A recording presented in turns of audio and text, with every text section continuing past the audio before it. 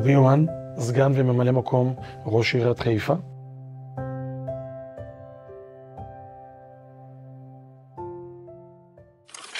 המצב לא טוב.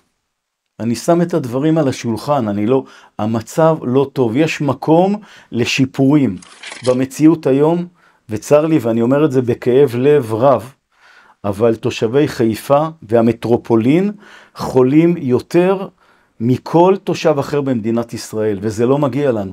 אנחנו חולים יותר בסרטן, אנחנו חולים יותר במחלות לב. זו אג'נדה שמשותפת הן לראש העיר והן לי, כדי שאנחנו נוכל להגיד סיימנו את הקדנציה, או שאנחנו סוגרים את בתי זיקוק, או שאנחנו כבר נמצאים במציאות שבתי זיקוק כבר עם רגל אחת בחוץ. לגבי, דרך אגב, אמרת תמ"א 38.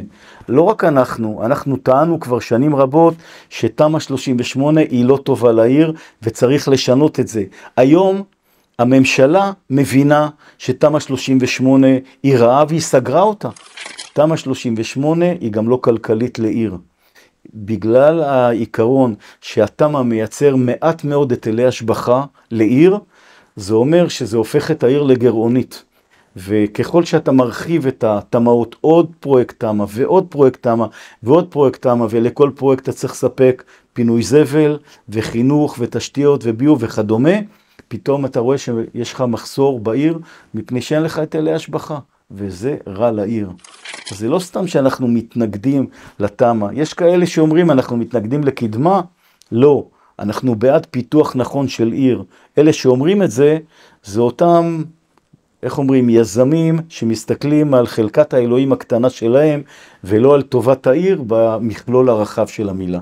ובחיפה יש לנו את הנכסים הכי משמעותיים במדינת ישראל, בהיבטים של מבנים היסטוריים ואדריכליים. הדר, זאת העיר הסופר לבנה של מדינת ישראל, ובטח לא תל אביב. אתה מסתכל על הבית הזה ואתה אומר, אם אנחנו לא נשמר את המבנים המיוחדים האלה, איזה סיפורים נספר לדורות הבאים שלנו?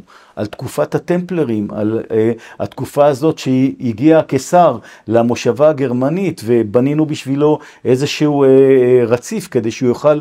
זה הדברים החשובים שאנחנו בונים בעיר הזאת, ואני לקחתי על עצמי את המשימה, לעשות את התהליך הזה.